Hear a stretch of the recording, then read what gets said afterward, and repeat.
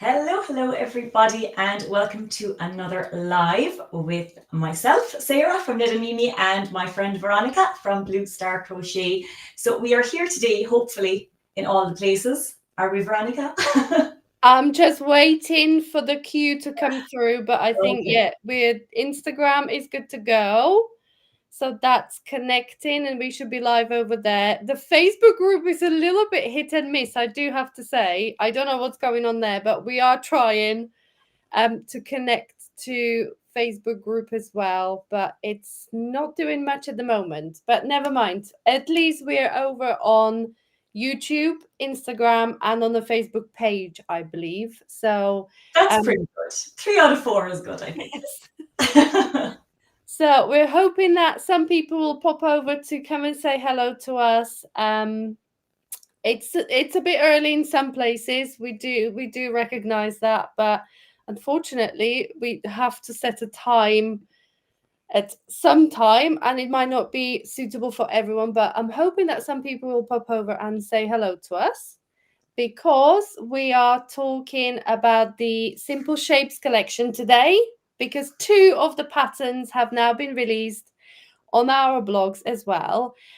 So people coming over, say hello to us in the comments. Let us know who is here. Let us know what you're working on or what you're planning to work on, whether it's crochet or knit or any other kind of hobby. We welcome all hobbies. So come and talk to us. What you're working on.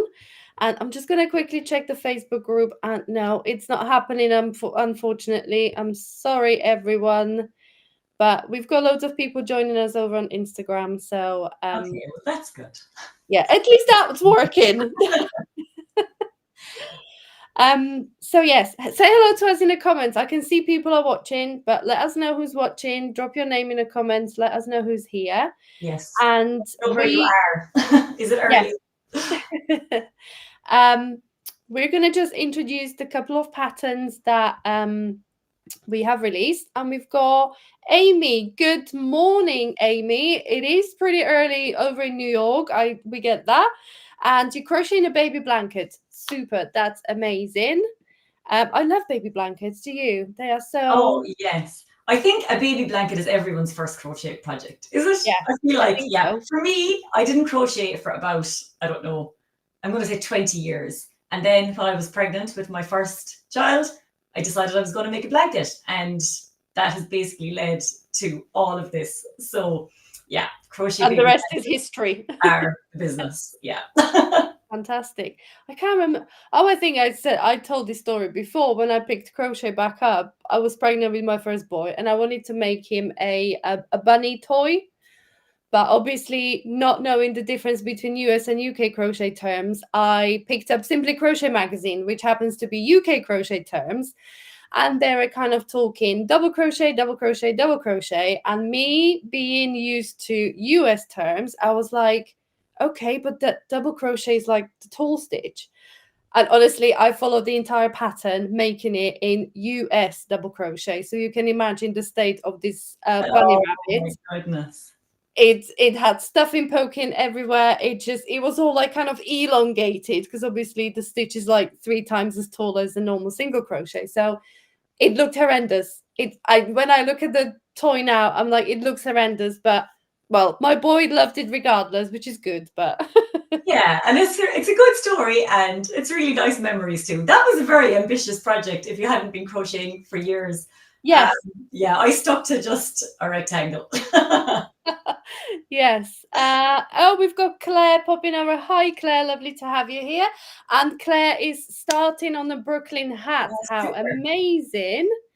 And yeah, here we go, Amy. I didn't know UK and US terms were different either when I started. Yes, I think that should be the very, very first thing people kind of learn when they get into crochet, that they are totally different. And yeah, some patterns use UK terms, some use US terms.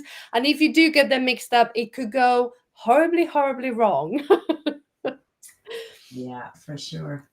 So Claire is working on the Brooklyn hat, which brings me on to introducing the Brooklyn hat. So this is what we're talking about. This is my Brooklyn hat. I'm hoping my internet's going to hold up. I was talking to Sarah before. Last week's live was horrendous because my internet just wasn't coping. It was kind of like a test run, but I am on a hardwired cable here, people. I've got cable running out of my living room window, running round the front of the house and coming back through the window to my office. So You're like an Amazon data center today. So yes, yeah, nothing yes, should go that's wrong. me.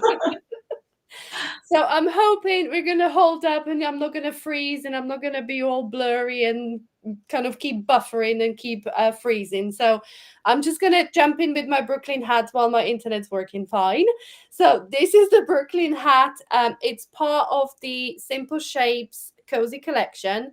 And if you believe it or not, it's made from a simple rectangle. So all you need to do is work up a rectangle and then cinch the top, because the brim of the hat down here, which uses half double crochet through back loop only, is all worked in one piece. So if I turn it kind of this way, we are working in rows from the brim up to the top of the hat and then back down towards the brim. So really easy, no shaping, no increases, no decreases, literally just a special stitch that I used here for the main body. And then the one end of the rose is finished off with half double crochet through back loop only. And then this end kind of gets cinched together with just a needle and a piece of yarn that is probably going to be a tail end, because I believe we finish on the top side, but don't quote me on that because I wrote the pattern a while ago. So yeah, we just cinch the top, and then you can attach a full fur pom-pom. You can make a yarn pom-pom from the leftovers, or you can just completely leave the pom-pom off, because this is kind of a slouchy top of the hat. So I have got some pictures on the website with the hat without any pom-pom as well. And I do have to say that I do like the look of it as well, because it kind of like gathers up at the top and gives you that slouchy hat look, which is really nice. So if you're not a fan of pom-poms, no worries. You can still go ahead and make it. So Amy, oh, that's nice. Thank you so much. And it sounds easy. It is easy. It is easy. People kind of sometimes look at things and you think, oh, I'll never be able to make that. Honestly, if you can work in rows back and forth, that's all you need to do. Plus, the hat comes with a full video tutorial. So every single step of the way, I'll be holding your hand virtually through the video tutorial, and I'll guide you through all the steps, right from the first row through to the last, and cinching the top. And then, yeah, your hat will be finished. So that's the Brooklyn hat. And I know Sarah's got something amazing for you guys as well. So I'm going to go over to you, Yes, Sarah. so we were sticking to heads this week on the blog. Yes. So the pattern that I have released on my blog is this Mila ear warmer or headband. So as with the hat, this is made from a rectangle. It's probably easier to believe that, judging by the shape of it. But then there's just this clever seaming technique to make this twist. And it's super easy. You just have to kind of gather both ends of the headband, put them together, and then seam it. Like it's super easy, but it just looks so polished. I think, like, I feel like that looks like something you would buy. And yeah, definitely. So for this pattern, I used linked stitches. So they were newish to me, actually. I hadn't used them in anything before, but they're really easy, and they're kind of based on just normal stitches. So you have a normal double crochet, then you have a linked double crochet, you have a normal treble crochet, linked treble crochet. But because of the way the stitches are worked, they're kind of joined together. It's a little bit hard to see, but there are no gaps. So there are no holes, which makes it really, really cozy. And if you have done any Tunisian crochet, this method of linking them, where you're kind of picking up loops in the previous stitch to join them together, that'll be familiar. And if you haven't done any Tunisian crochet, then this is a teeny tiny taster. Just to get used to holding multiple loops on your hook and then working them off, picking them up again, working them off. Yeah, and I love it. So I used a DK weight yarn, a baby alpaca yarn is what I used for this. But in the pattern, I do have a lot of kind of substitution recommendations, because I know alpaca or wool or things like that mightn't be for everybody. So there's lots of different fibers, acrylic and wool blends and all kinds of things in the pattern. And as with the hat, there is a full video tutorial on this as well. So it'll show you exactly how to make all of those linked stitches and step by step how to do the seaming at the end.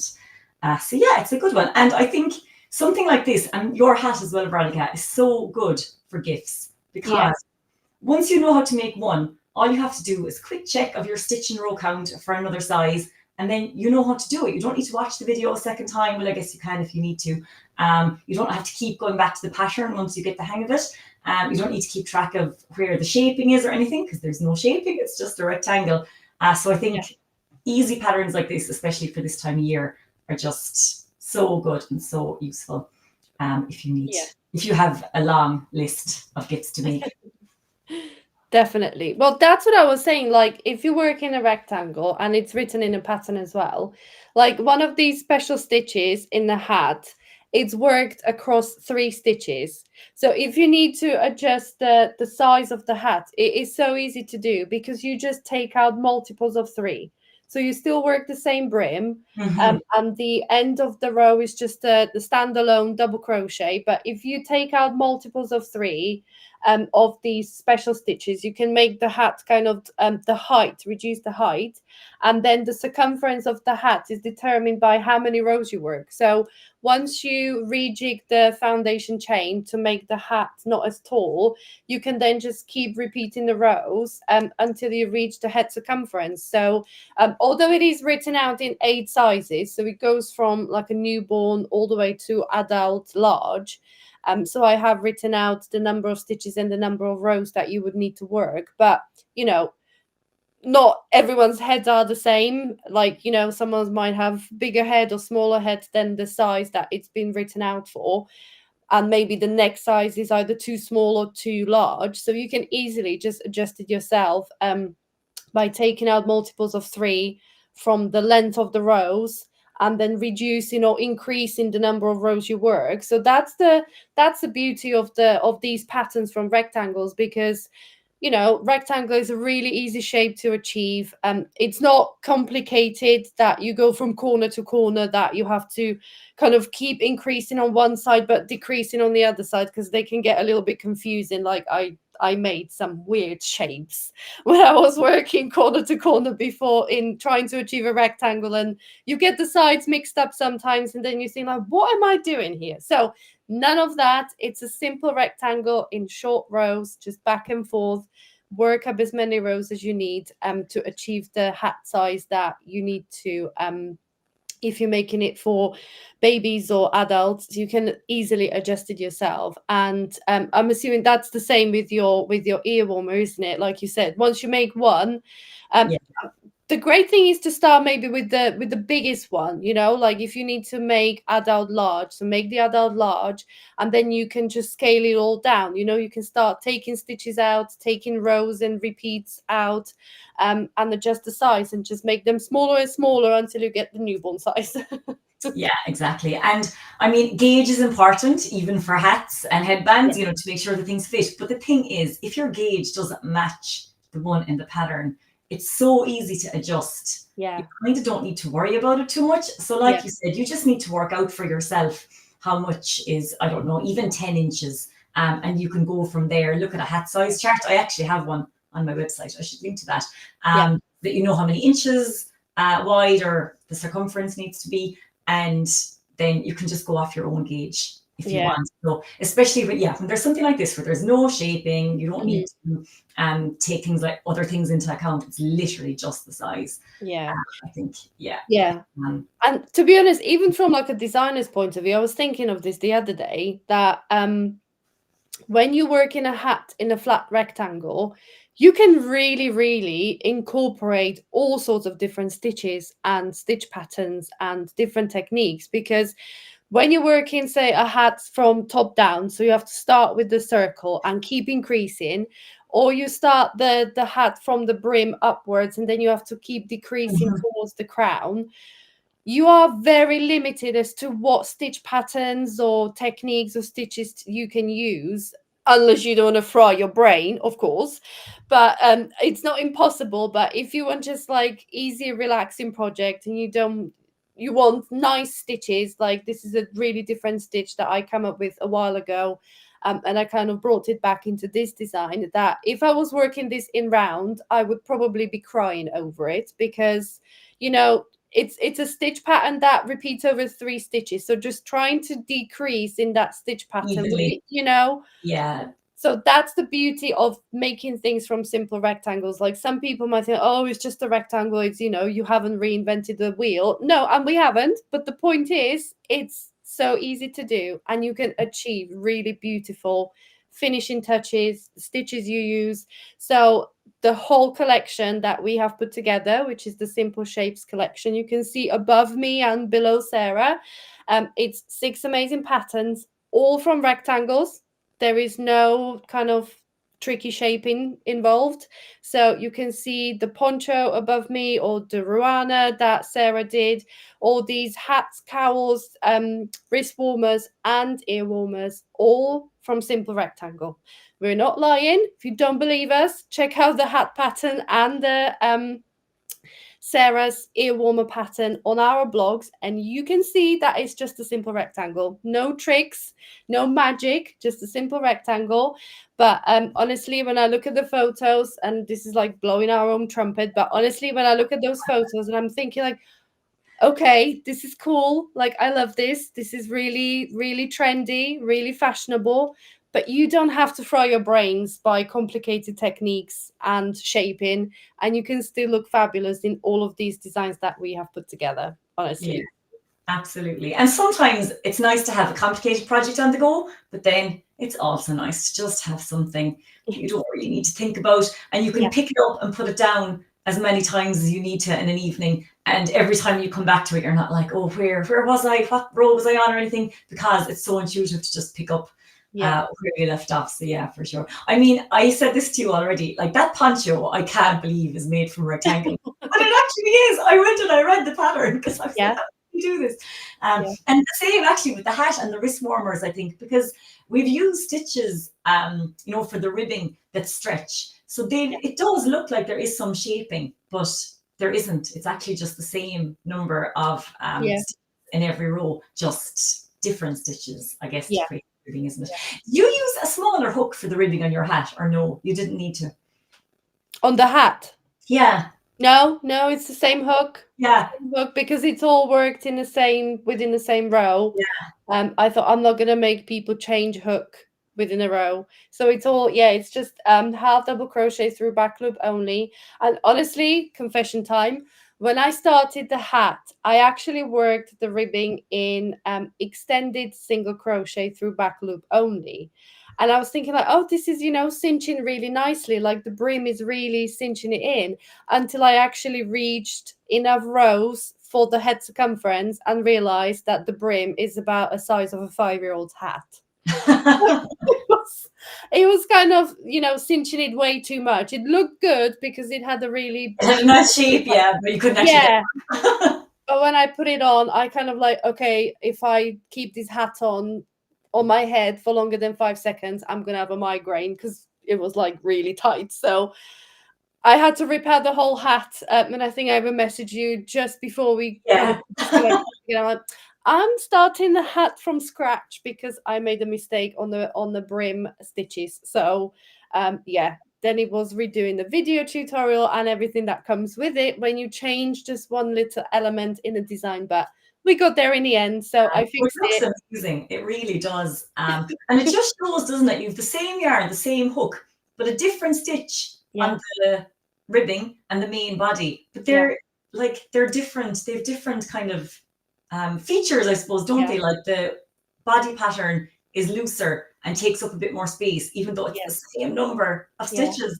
or the same number of rows, I should say, than the ribbing. Because sometimes you can use a smaller hook for ribbing. I have done that in hat patterns before, and that would make it cinch in, but not so much that you can't actually get it on.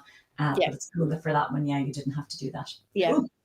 Yeah, because the main body is alternative half double crochet with double crochet rows. So the double crochet gives it that little extra bit. Yes. But end of the row is half double crochet throughout. So you kind of losing, for every 2 rows, you kind of losing 1 stitch height. So that's why the half double crochet worked. I don't know why I didn't realize this earlier when I was using extended single crochet, because for kind of half double crochet and double crochet row, I only had like 2 extended single crochets, which obviously the ratio was way too imbalanced. But I learned a hard way. Every project is a learning opportunity, isn't it? So now you know for the next time. Absolutely. But yeah. Yeah. So yeah, even for us, and we crochet a lot. I mean, Yeah. there are lots of things that don't Yeah. work out, and we have to rip it out and go back to the start. Definitely. Yeah, so that's all part of it. Yeah. So, and I'm going to give you a sneak peek because I gave Sarah a sneak peek. Excuse my face close to the camera, but I need to reach over to the window. So I have been using the same stitch for something else as well. I have been on a pumpkin making mission, and the stuffing is everywhere all over my jumper. So I've been using the same stitch that I have used for the hat for a pumpkin pattern. So I have made 3 different ones with different yarn weights, different hooks.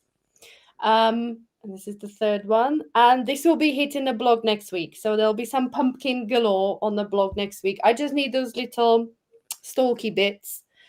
So I might have to go and raid the cupboard for some cinnamon sticks, or maybe just go and raid the garden for some cuttings or something. Yeah, that's really clever. You've inspired me now. I'm thinking, could I use my linked stitches to make some pumpkins? And actually, the colors I used for the Ruana, like that rust color, Yeah, would be super nice for a pumpkin. that would be I'm really, going to have really to think about that. That might be a weekend project. I think it's going to rain here all weekend, so that's a good. Yeah. Oh gosh, yeah, we've got horrendous weather next week. To do some crocheting. Yeah, you have the same as us, I guess. We just Yeah. get it first and then Yeah. it's over to you. Yeah. But one thing I was gonna give you kind of like a sneak peek is if you look inside the pumpkin closer. I showed you, Sarah, before we. Yeah, this is genius. I would have never thought of this. This is really clever. The current state of my work desk is actually cut up tights. Because I've been cutting up tights to use for the inside of the pumpkin. So I love all these pumpkins where you can use different stitches and make them you kind of like whatever shape you want, and use different stitches to make them look really different from all the other crochet pumpkins. So if you see that the stitch pattern is quite open, so I didn't want the stuffing to be poking through, not like on the bunny I made years ago. I've learned my lesson. So I've been kind of cutting up tights and putting the stuffing inside the tights before I stuff the pumpkin with it. So if you are on pumpkin making mission and you don't want your stuffing poking through, or for toys, in fact, if that's what you want to do, I think, yeah. If you want to put the stuffing inside the tights, it's a really good idea, so it doesn't kind of poke through and doesn't fall out everywhere. I think that's not a bad. I'm just going to check over to Instagram, and here we go. The problem with rectangles are that we are curvy and not boxy. Absolutely, I do agree. But the great thing is that if your fabric, it could be a shape of a rectangle, but it doesn't have to stay in the shape of a rectangle, because if you create a really drapey, really nice fabric that's going to copy the curves of your body, you can create beautiful clothing with rectangles as well. I mean, if you just look at Sarah's Ruana, how it nicely just goes over her curves and nicely sits over the shoulders. I mean, would you believe that's just a rectangle? I don't think many people would, but it definitely is a rectangle. And it kind of, it's not a box that it stands off your shoulders. It really nicely follows the curves of your body. And same with my poncho. I mean, I used a worsted weight yarn with a 7mm crochet hook. So you can imagine how drapey and pliable the fabric is. So yes, rectangles are boxy and we are curvy, but if you get the combination of the hook and the yarn right, you can definitely create amazing clothing with just a rectangle. So yeah, that's that. You need short rows. Fancy flower over on Instagram. Hello. No, I didn't use any short rows. We didn't use any short rows. If you crochet hat that way, you can use them. I have done it before where it like brings it in at the top. But it depends on the look you're going for, I think, because yours is obviously a slouchy hat. So you do want a little bit of bulk at the top. Yeah. so it's not like a beanie where it's really nicely fitted. Yeah. So yeah, you can use short rows for sure. Yeah, of course, absolutely. I mean, you can use short rows in kind of raglan constructions, then anywhere you need to add a little bit of shaping or take away from the shaping. But for this collection that we have put together, it's just rectangles. So if you want to go and check out the pictures on the website for the Simple Shapes collection, so it's the QR code here if you have got another device to scan it with, or we will pop the link in the comments, and it's probably all over our socials anyway. So if you want to go and have a look at the designs that are included in the collection, I think we have done a pretty good job at this collection. That it's maybe that's the thing. Maybe we've done such a good job that people don't actually believe that it's just rectangle. So yeah, but yeah, short rows are definitely way to go for shaping, but no short rows included in this collection, I have to say. There we go. Oh, that's fabulous. I have to try these fancy flowers. You do have to try them. That's right. I was gonna hunt for links and pop them in the comments. So Amy, oh thanks, Amy. We both have done a great job. Thank you so much for the kind words. And anyone that wants to try the collection, I'm just going to go and hand down the link to pop it in the comments. I think it will come through on Facebook and YouTube. Not so much on Instagram, but we will get there maybe one day. So here we go. It comes up. I will grab the link for everyone and I'll pop it in the comments wherever you're watching from. It should come through on Facebook and YouTube. Yes, cool. That has come through for me now. So yeah. There we go. Brilliant. Yeah. So in the collection, you're going to get all of the patterns. So 6 patterns that we have shown that you can kind of see in our background there. And there's also some bonuses, all simple garments. I'm going to say 95% rectangle. Yeah. There might be a teeny tiny bit of shaping in some of the bonuses, but mostly rectangles. So they're all quite easy. And because we wanted this collection to be quite simple and something that is very easy to make over and over again, and especially for gifts, we've also included some bonus gift tags that you can print off and attach to your handmade gifts and a planner to help keep track of all the gifts that you are making. And I'm going to have to go back to the page to see what other bonuses are in there as well, because I can't remember. Oh yes, there's a pattern voucher for even more patterns for both my store and Veronika's store. And then Veronika has also put together a really detailed guide on how to do a gauge swatch and check that your gauge matches the one in the pattern and all of that. So that is all included in the collection. But if you don't feel like getting all of that, even though it is super value, I mean, it really is.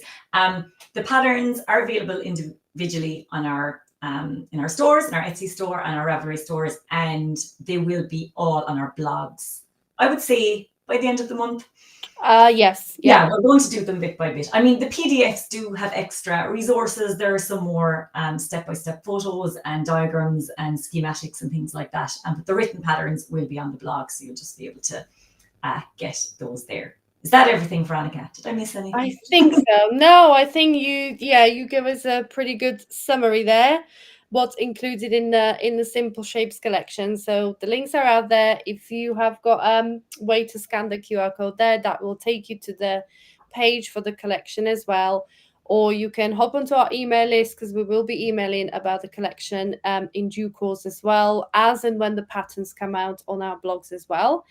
And I think we have said everything that we wanted to say, unless there is anything else, Sarah, you wanted to add? No, I think we're good for today. I have a school pickup coming up very shortly, so it's good timing, I think, to wrap up.